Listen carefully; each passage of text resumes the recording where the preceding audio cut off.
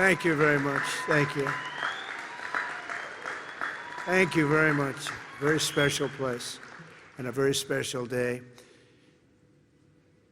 Thank you to Vice President Vance, doing a terrific job. Thanks also to a man who has devoted his life to service members and veterans, Secretary of Defense Pete Hegseth, who's doing really well. He went through a lot, didn't he? But he's doing really well. He's a tough cookie. That's what we want, is a tough cookie.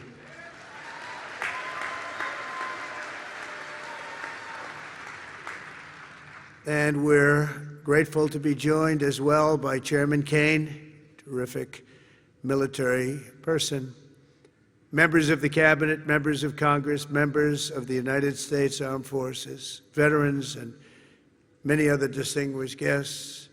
We gather today to honor the incredible service members who rest in glory in this cemetery and burial grounds around the world and in 1,000 lonely places known only to God. In every hour of peril, in every moment of crisis, American warriors have left behind the blessings of home and family to answer their nation's call.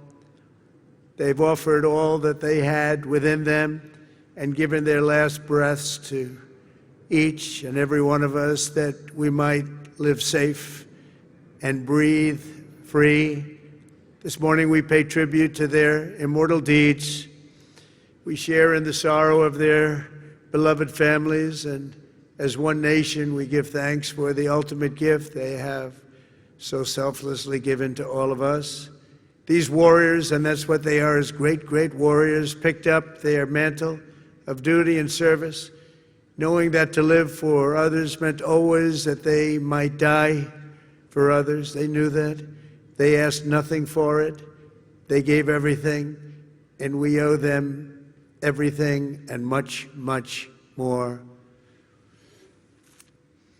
Each of the service members who have made the supreme sacrifice for our nation has also left an unfillable void and an unbreakable silence in the lives of all who love them. For the families of the fallen, you feel the absence of your heroes every day in the family. These are great families. These are wonderful families. In the familiar laugh no longer heard, the empty space at Sunday dinner, or the want of a hug or a pat on the back that will never come again. Every Gold Star family fights a battle long after the victory is won, and today we lift you up and we hold you high.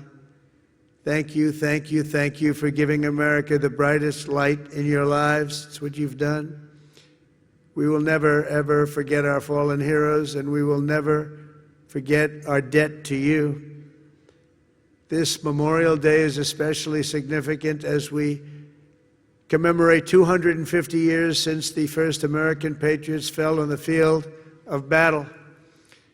2.5 centuries ago at Lexington Green, Concord Bridge, Bunker Hill, brave Minutemen and humble farm boys became the first to give their lives for a nation that did not yet have a name. With their deaths, men like John Brown, 23, Samuel Hadley, 28, and Abner Hosner, 21, ignited the flame of liberty that now lights the inspires everybody and the entire world. Those young men could never have known what their sacrifice would mean to us, but we certainly know what we owe to them. Their valor gave us the freest, greatest, and most noble republic ever to exist on the face of the earth, a republic that I am fixing after a long and hard 4 years. That was a hard 4 years we went through.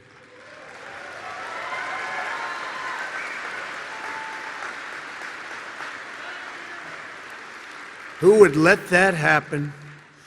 People pouring through our borders unchecked, people doing things that are indescribable and not for today to discuss. But the republic that is now doing so very well, we're doing so very well right now, considering the circumstances, and will do record-setting better with time. We will do better than we've ever done as a nation, better than ever before. I promise you that.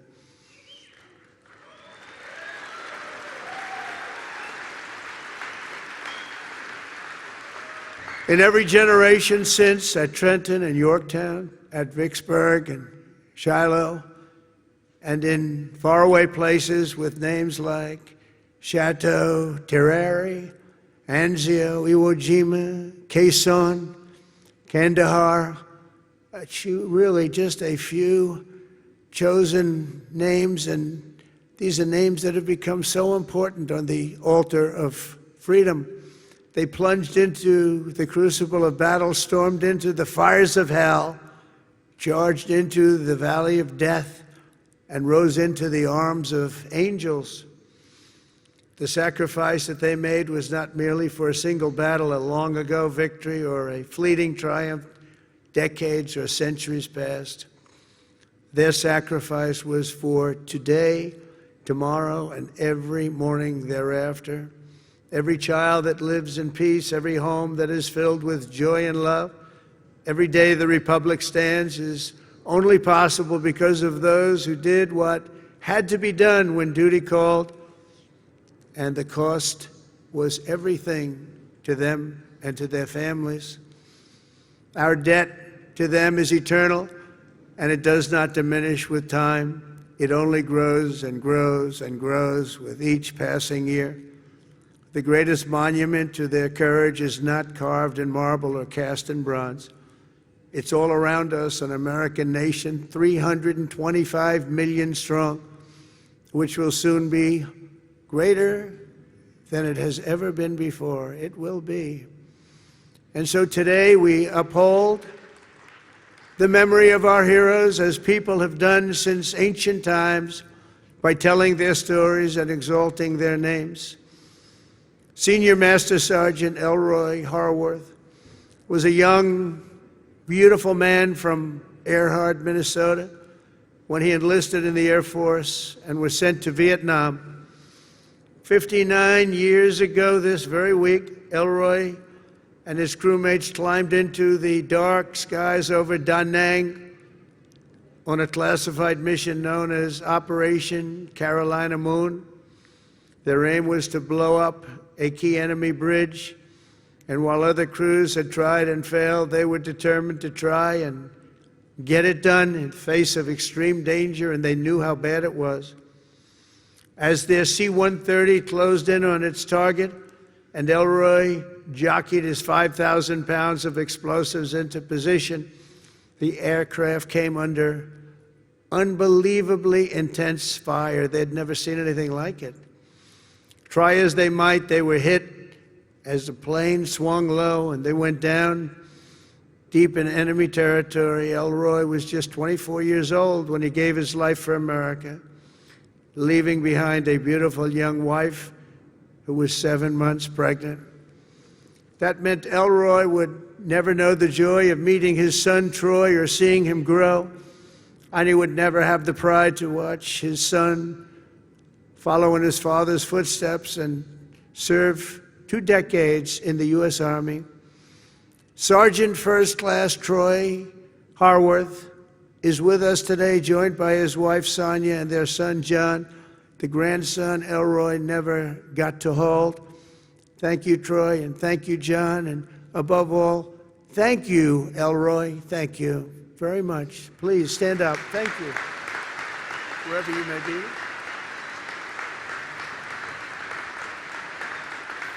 Thank you very much. Great family.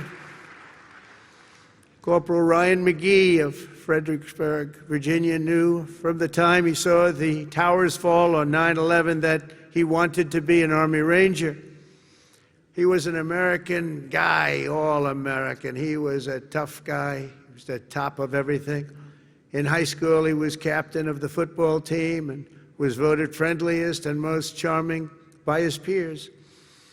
Ryan joined the Army soon after graduation, and after 3 tours in Afghanistan, he deployed to Iraq. He and his unit were tasked with hunting down a weapon facilitator, and a suicide bomber cell near Baghdad, a vicious, vicious cell, killing many, many people. 16 years ago this month, they engaged the enemy in a firefight, and Ryan was mortally wounded. He gave his life at 21 years old, and today he rests until the end of time in the famed Section 60 here at Arlington, where we have buried our honored dead from the War on Terror. We are joined today by Ryan's mom, Sherry. And Sherry, all of America shares in your grief, and more importantly, we share in your pride in your wonderful son. And thank you so much for being here, Sherry. Where's Sherry?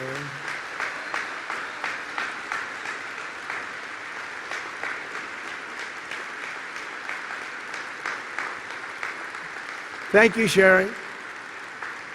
Thank you very much. On behalf of everyone. This crowd is so big, she's hard to find. Once I saw her, she really stands out. Thank you, Sherry, very much. Senior Chief Petty Officer Shannon Kent grew up in Pine Plains, New York, before enlisting in the Navy in 2003. And she quickly became one of the rising stars. She was an absolute winner. As a linguist, translator, and cryptologic technician, Shannon worked alongside elite special force units like Delta Force and Navy SEALs to help them capture and kill terrorists. She was among the first women ever to do it, and she did it better than anyone. In January 2019, Shannon was on her 5th combat deployment, embedded with a team hunting ISIS terrorists through the streets of Syria, when a suicide bomber detonated his weapon, killing Senior Chief Kent and 3 other wonderful, beautiful Americans. She left behind her husband, Joe, and their 2 sons, 3-year-old Colt and 18-month-old baby Josh.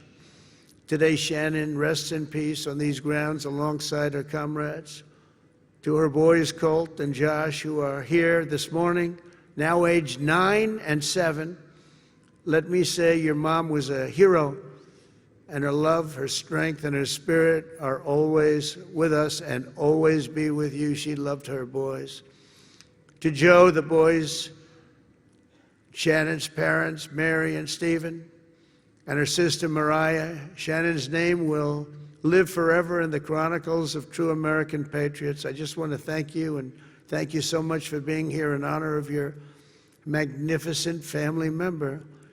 Stories like Shannon's, Ryan's, and Elroy's remind us of the real meaning of the day. And I want to just say, please stand up wherever you may be. The boys, I want to see those boys. Where are you?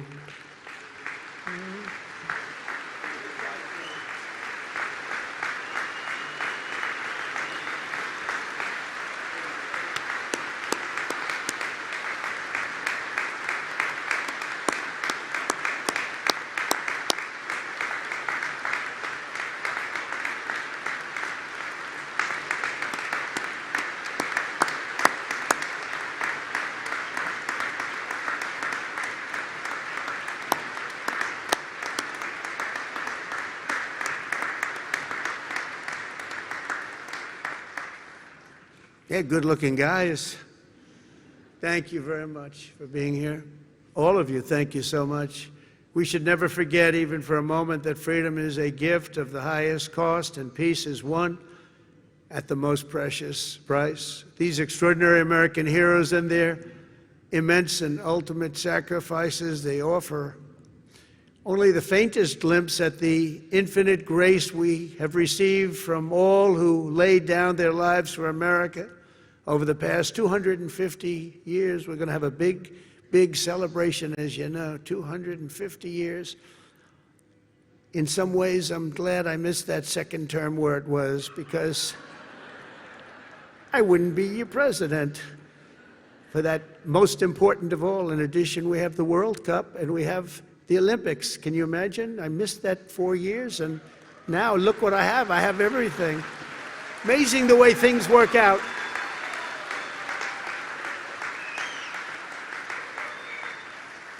God did that. I believe that too. God did it. You know, I got the World Cup and I got the Olympics. The 250 years was not mine. I'd like to take credit. But I got the Olympics, I got the World Cup when I was president. And I said, boy, it's too bad I won't be president then. And look what happened. I turned out, and we're going to have a great time. We're going to have a great celebration. But most important of all is the 250th anniversary. That blows everything away, including the World Cup and including the Olympics, as far as I'm concerned. In any corner of this cemetery, at any resting place for our war dead, anywhere on earth, you'll find untold stories of equal heroism and heartbreak unmatched, patriotism and devotion and acts of selflessness and courage so enormous they defy comprehension. Most people can't even imagine it. Great poets have written that it's love which moves the sun and the stars, but here on the sacred soil, right where we are, we're reminded that it's love which moves the course of history and moves it always toward freedom, always. From Bunker Hill to Bastogne to Cantigny to Coral Sea, from Gettysburg to Guadalcanal and Concord to Kabul, America's best and America's bravest have fought, bled, and died so that we could pick up the torch of liberty, raise it high, high, high, and carry it onward to places they could never have dreamed of before. Today we honor their memory. We remember their gallantry. We just revere, in the highest sense, we just revere their incredible legacy. We salute them in their eternal and everlasting glory, and we continue our relentless pursuit of America's destiny as we make our nation stronger, prouder, freer, and greater than ever before.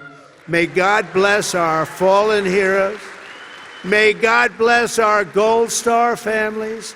And may God bless the United States of America. Thank you very much, everybody. Great honor. Thank you.